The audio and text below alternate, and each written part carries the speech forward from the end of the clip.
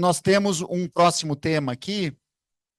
Depois o debate nós vamos fazer de toda essa mesa, todos os temas nós vamos fazer de forma simultânea. E aí a gente até avalia, de repente, contemplar mais inscrições. Nós vamos agora falar sobre o direito à aposentadoria em tempo de teto de gastos, a realidade colocada para os servidores e servidoras. E aí a gente está aqui com o Paulo Lindsay e o Vladimir Nepomuceno, que vão discursar sobre esse tema. Pode começar por você, Paulo? Então tá, são 20 minutos e eu vou avisando. Boa tarde a todos e todas, né? Meu nome é Paulo Lindsay, eu sou diretor executivo nacional do Sindicato dos Servidores do IBGE, também sou coordenador do Núcleo da Auditoria Cidadã da Dívida do Rio de Janeiro, né? Junto com a Fatorelli, ela é nacional, eu sou do estado do Rio. É um imenso prazer estar aqui participando desse encontro de aposentados, agradecer a FENAJUF, na pessoa do Fabiano, que me convidou, né? E espero colocar alguns elementos para que a gente possa pensar. Eu assisti um pouco a parte da manhã a mesa de conjuntura e depois também assisti a parte da tarde aí a outra mesa que falou de forma mais geral sobre a questão da legislação. Bom, primeiramente eu queria colocar elementos para a gente fazer reflexão. Nós estamos diante de um projeto, só que nós estamos analisando conjunturas imediatas, sem avaliar o que está acontecendo há décadas no país, né? Eu sou um servidor público, estou nativo, tenho 42 anos de IBGE, não aposentei ainda, estou querendo aposentar, não aposentei porque exatamente por conta da luta que a gente está fazendo, que a gente precisa fazer, e grande parte do que eu vou falar para vocês aqui, ninguém me contou, eu vivi, né? Uma parte eu aprendi nos livros, mas outra parte eu vivi. Eu sou servidor público desde 81 no IBGE, né? Trabalhei no censo de 80, depois entrei no IBGE. E quando eu entro no IBGE, em 1981, eu entro num estado loteado, que não tinha mais concurso público a maioria das carreiras no serviço público. E por que isso acontece?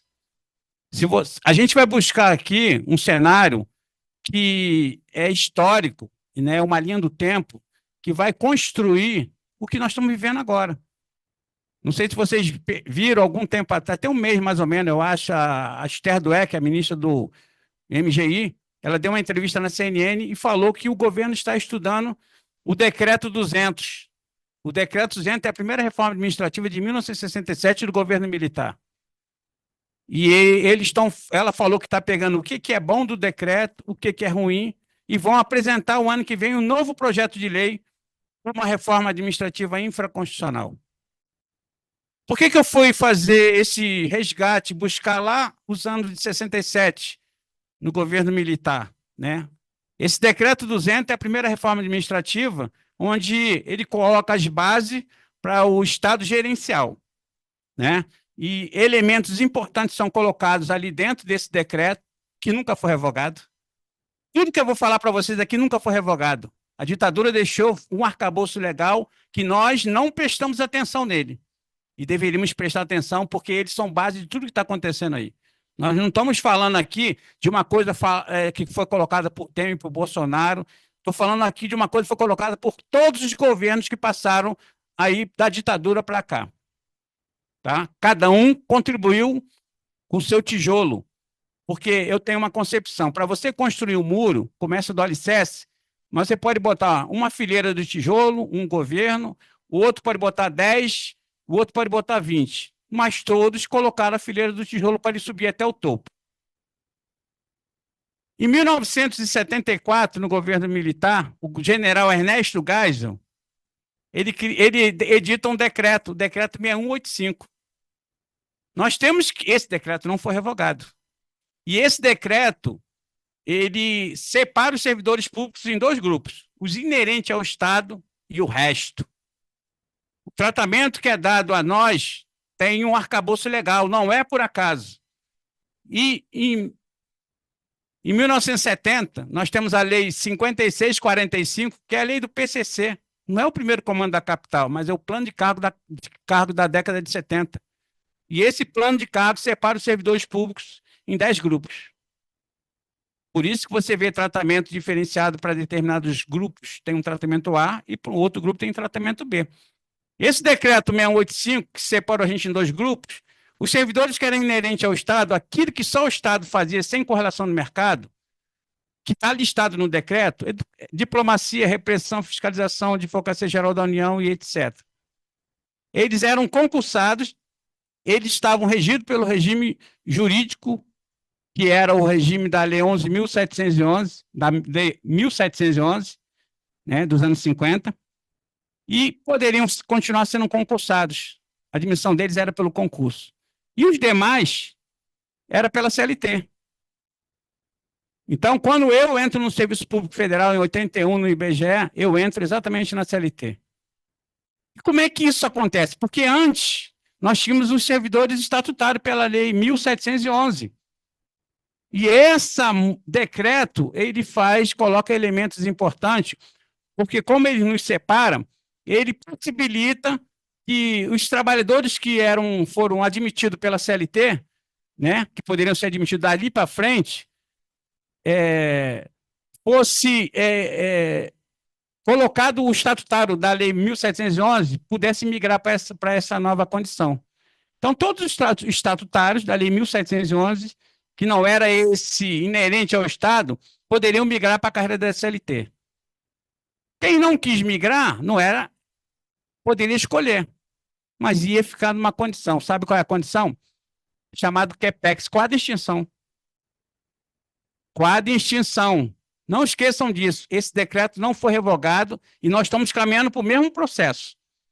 O mesmo processo, só que agora bem piorado, porque a CLT não é aquela CLT anterior. A CLT que nós temos agora é uma CLT mais piorada pela reforma trabalhista. Tá? E nesse mesmo decreto, eles fazem uma coisa que era substituir, né, a estabilidade dos servidores da CLT. 10 anos, vocês lembram? Porque quem tinha 10 anos de serviço tinha estabilidade de serviço, e aí eles acabam com isso e colocam o fundo de garantia. Isso vai acontecer agora também, porque quem entrou no FUNPRESP a partir de 2012 está preparado para uma carreira da CLT. Pode contar com isso. Tá? Bom, aí esse decreto não dava direito a gente se sindicalizar, tirava uma opção de coisa. Bom, eu estou falando da década de 70, vou mudar agora para a década de 90. Aí eu vou para a década de 90, tem uma reforma, mais uma reforma administrativa, que é a emenda 19, do Fernando Henrique, e quase ninguém presta atenção nos elementos. Um elemento que está ali importante é o seguinte: o artigo 41 da Constituição diz que o servidor público, depois de 3 anos de efetivo exercício, no seu estado probatório, em decorrência do seu concurso, ele passa a ser um servidor efetivo estável. Por que eu estou enfatizando isso? Porque no serviço público nós temos 3 tipos de servidores. Todo mundo fala assim, nós precisamos lutar pela estabilidade. Que estabilidade você está falando? De quem? Porque os servidores públicos federais que entraram antes de 83, eles têm estabilidade excepcional. É dada pela Constituição no artigo 19 dos atos de posições transitórias. Quem duvida, vai lá ver. E isso é quem está no serviço público e não fez concurso público, que é o meu caso. Eu fiz processo seletivo para entrar. Mas a minha geração entrou pela janela, a maior parte. Não entrou porque não tinha concurso público. Só tinha concurso público naquele grupo seleto que eu falei para vocês que era inerente ao Estado. Aí nós temos um outro grupo de servidores, que é o servidor que vai de 83 até o primeiro concurso no órgão. No caso do IBGE que eu trabalho, o primeiro concurso pós-Constituição foi em 97. Então, quem entrou em 5 de outubro de 83 até 97 não tem estabilidade. Tem 40 anos de serviço público, mas não tem estabilidade. E nós temos os servidores estáveis, efetivos, aqueles com conta do concurso da Constituição. Então, nós estamos, na questão da gestão, nós estamos divididos em 3 quadrados. Nós não estamos no mesmo quadrado, nós não somos do mesmo grupo de servidores públicos. O que será que os servidores públicos que têm paridade até 2003 na emenda 41 está sendo atacado os aposentados? Porque nós é que temos os direitos ainda adquiridos. Porque quem entrou da emenda 41 para frente até 2012, aposenta para a média dos 80 maiores remunerações. E quem entrou em 2012 para frente, está limitado ao teto da INSS. E se tiver ganhar mais do que isso, tem que ter previdência complementar. Sabe quem é o maior prejudicado disso? Quem tem os maiores salários, que não está percebendo. Porque as pessoas estão achando que previdência complementar, como é o caso do FUNPRESP, tem uma garantia que daqui a 30 e 35 anos vai estar lá o teu dinheiro, como foi o Toninho falou aqui, que tem um patrimônio. O patrimônio do FUNPRESP executivo está em 9,6 bilhões. Desses 9,6 bilhões, 100% está no mercado financeiro. 80% e 86% no título da dívida. Significa que, para garantir a aposentadoria de servidores federais, terá que espolhar o país, aumentar juros e aumentar o pagamento da dívida. Bom, eu falei que eu estava na emenda 19. A emenda 19 tem outro elemento que é importante, que vai ser votada agora, a DIN 2135. A 2135, que vai ser votada agora no dia 25 de setembro, que era para ser votado no dia 21 do mês passado e não foi, porque um amigo escuro entrou lá com um requerimento e foi parar lá na Carmen Lúcia e a votação não aconteceu, que é o fim do regime jurídico único. As pessoas não sabem que o regime jurídico único existe por liminar. Não sabem não que seria uma presunção minha, eu não sou o dono da verdade, mas deveria saber que o regime jurídico único existe por liminar, porque em 2000, o PT, o PSB, o PCdoB e o PDT entraram com uma DIN 2135 questionando a alteração colocada pelo artigo 39 da Constituição. O que é o artigo originalmente da Constituição 39? Lá está dizendo que a administração pública, União, Estado e municípios, distritos federais e municípios, e autarquias e fundações, né, dentro da sua competência, é responsável pelo regime jurídico único e carreiras. Fernando Henrique tira esse texto original e bota que é uma criação de um conselho de política de remuneração de pessoal, e não um regime jurídico único. Em 2007, a Carmen Lúcia dá uma liminar, não pelo mérito, porque tem um erro material. O que foi o erro material? Essa emenda 19, ela é oriunda da PEC 173, de 1995. E como esse artigo 39 ele era muito controverso, ele foi tirado de dentro da PEC, mas foi tratado como PEC 173, votado separado, e ele só conseguiu 298 votos. Todos sabem que para a aprovação de uma PEC precisa de 308 votos. Então, houve um erro material, não houve aprovação.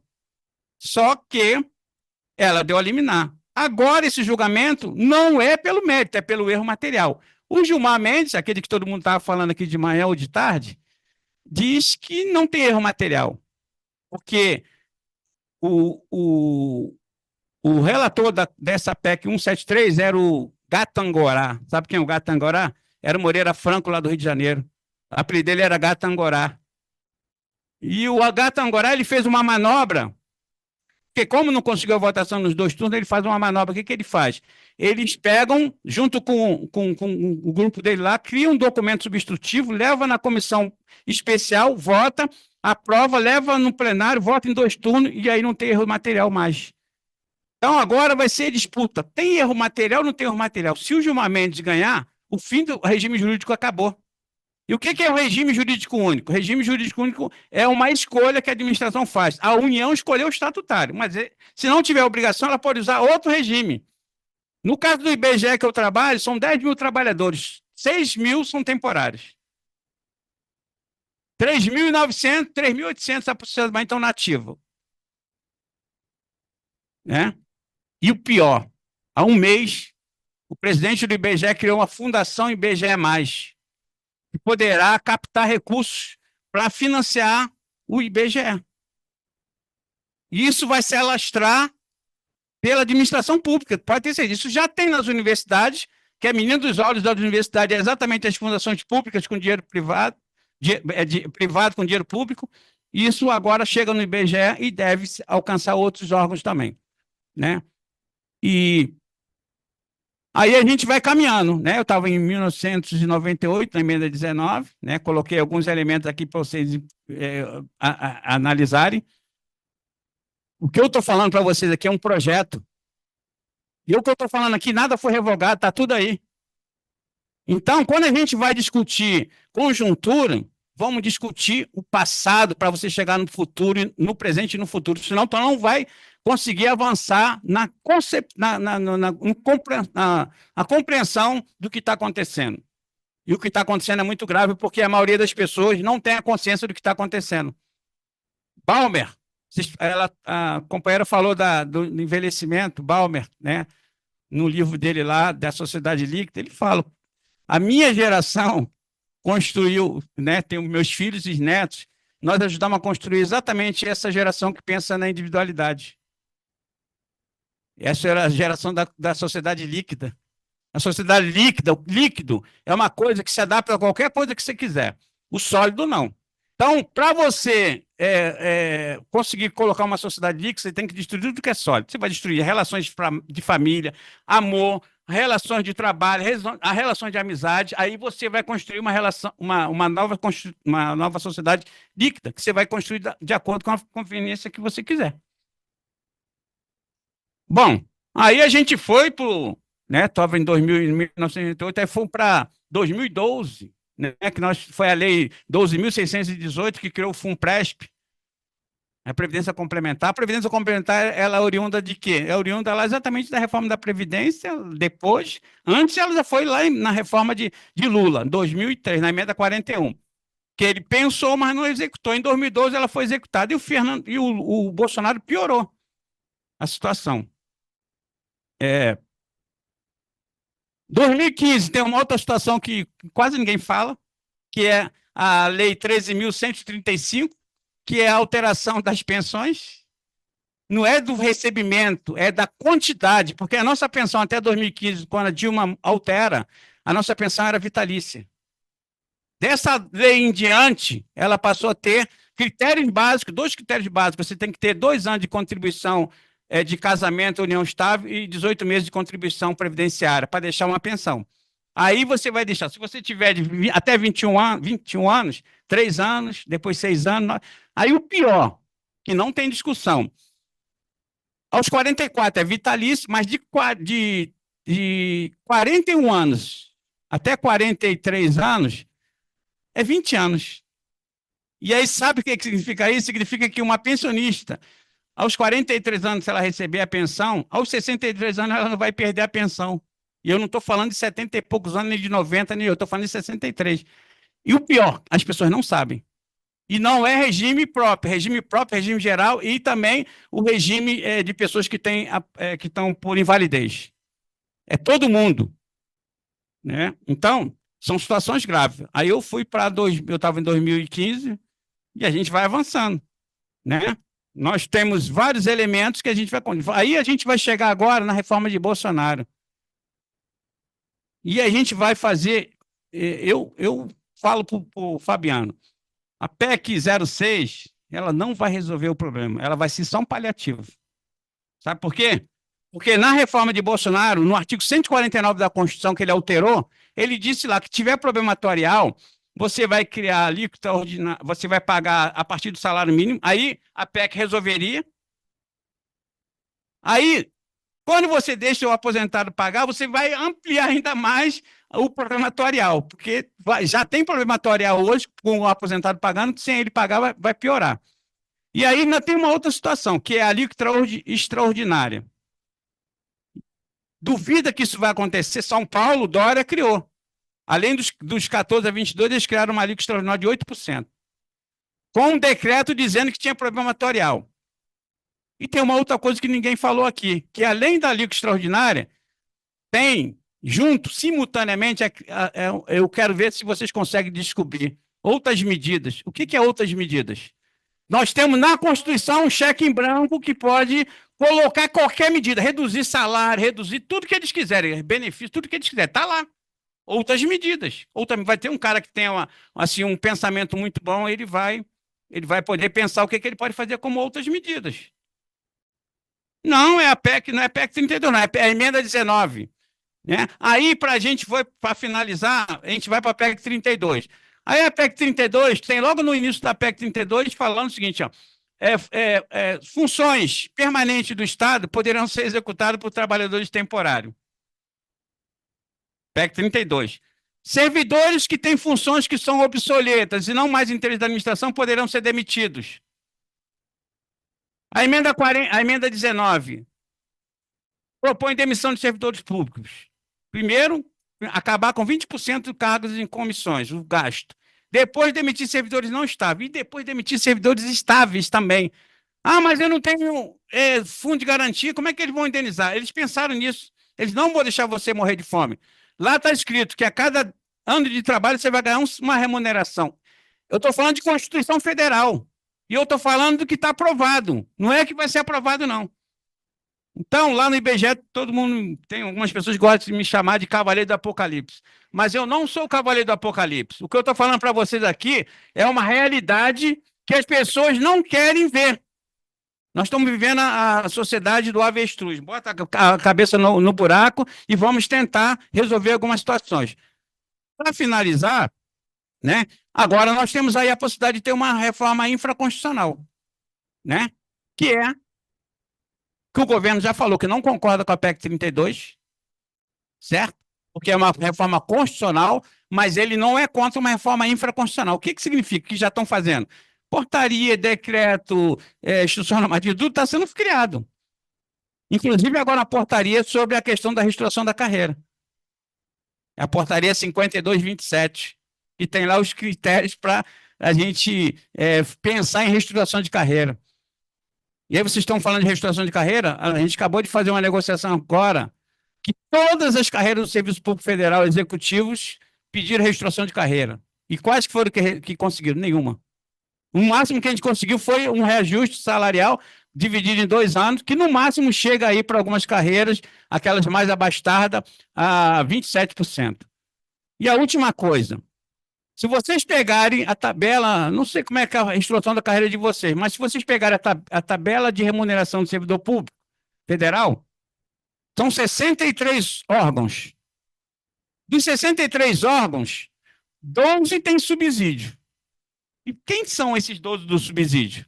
Está lá. Banco Central, SUSEP, IPEA, tem uma galerinha bem pequenininha.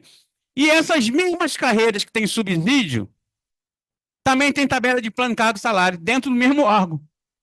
Vou dar um exemplo bem clássico aqui. A ABIN, o cara no final da carreira do subsídio da ABIN ganha 25 mil no nível superior.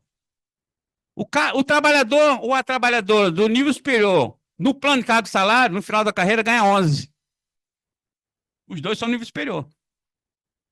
Na ativa, porque aposentado ganha 9. Ele perde 50% da gratificação produtivista dele. E a última coisa que eu vou deixar para vocês aqui, que eu escutei um pouco aí, mas eu tive fazendo debate com o pessoal do TJ, já tem algum tempinho aí, lá no Rio de Janeiro. E vou deixar um alerta para vocês. E eu acho que vocês devem procurar ver. Lá, quando me mostraram uma tabela, que é a tabela que foi feita uma reestruturação de carreira no TJ do Rio de Janeiro, acho que era auxiliar, era técnico e analista, e até a letra C, todo mundo, né? Eles criaram a letra D. Os aposentados não foram.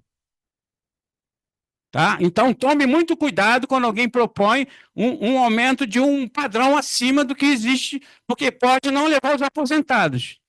Tá? E eu não estou falando de outra carreira, eu estou falando do TJ do Rio, que é da área de vocês. Então, eu acho que era importante buscar, conversar com esse pessoal de lá para ver como é que isso aconteceu, porque a única diferença que acontece quando você tem um padrão foi o pessoal do subsídio. Se vocês pegarem na negociação agora, o pessoal do subsídio, eles aumentaram um padrão para cima. Mas subsídio, tanto faz ativo ou aposentado, eles vão ganhar a mesma coisa. Então, para eles não teve diferença. Agora, quem não é subsídio, que é plano de carreira, pode ser que tenha diferença. Não tem nenhuma garantia. E como já existe no TJ esse precedente, é bom, né, botar as barbas de molho, porque isso pode vir a acontecer. Tá? Então, é mais ou menos isso que eu queria colocar aí.